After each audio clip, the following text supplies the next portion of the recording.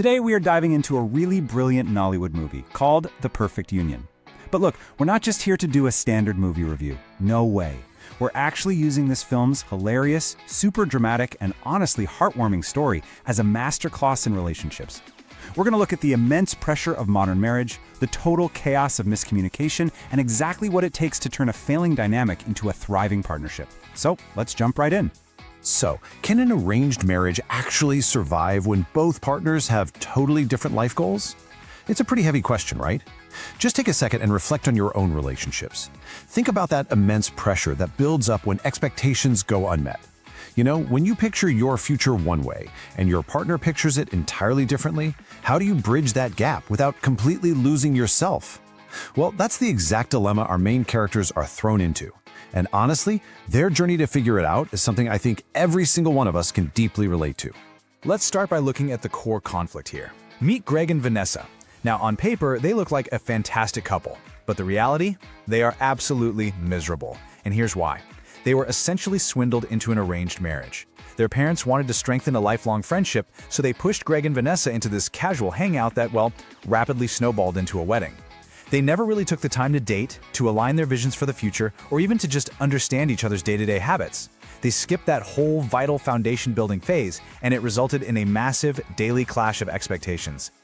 You can really see the stark contrast between their two worlds. Greg spent a lot of time in the UK and came back with a very specific, kind of rigid picture of what a successful wife looks like. He wants a traditional corporate partner who works at 9 to 5 and comes home to cook him a hot, homemade meal. But then you have Vanessa. She's a modern, ambitious woman whose ultimate dream is to be a top-tier social media influencer.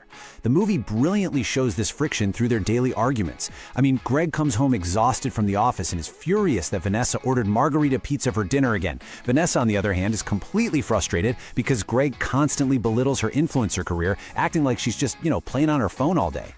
They are literally speaking two completely different languages. If we map out their marital journey, we can see exactly how all this builds. It starts at the arranged marriage, which immediately leads to that profound emotional distance we were just talking about. Because they're struggling so much to just maintain a household together, they hit a breaking point and hire domestic staff to fill the gaps. But, spoiler alert, the staff only makes things way worse, leading to a massive mother-in-law ultimatum, which, surprisingly enough, paves the way for them to finally find real love. Let's break down exactly how this chaos unfolds. Okay, so to solve their domestic disputes, Greg hires some help. And oh man, the help they hire. This brings us to some fantastic comedic absurdity. Enter Michael, the driver, and Precious, the chef. Michael is incredibly boastful, hilariously claiming to have driven 3 ex-presidents in this country just to demand respect from the rest of the staff. Precious, meanwhile, considers herself a culinary genius who makes meals fit for royalty. But here's the thing, neither of them is just there to work. They bring a whole new level of drama right into Greg and Vanessa's living room.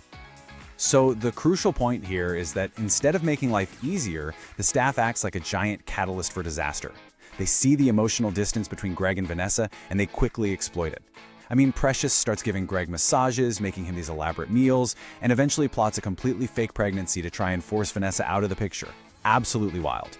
Meanwhile, Michael starts acting as Vanessa's personal hype man and confidant, even taking her out to parties when Greg refuses to support her.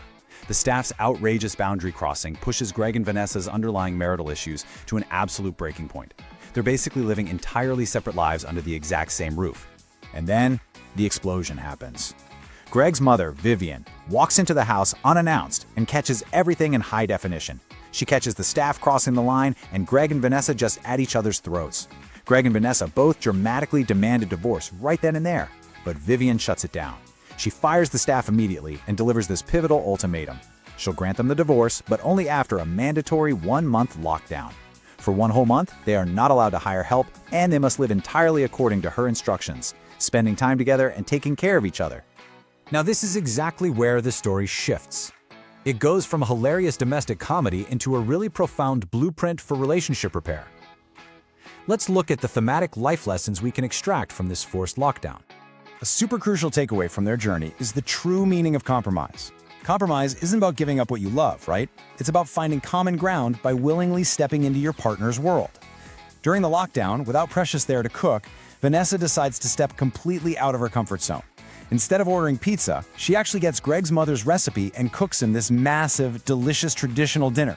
She willingly enters his world just to show she cares, and Greg is absolutely blown away. This one simple act of trying literally melts years of resentment.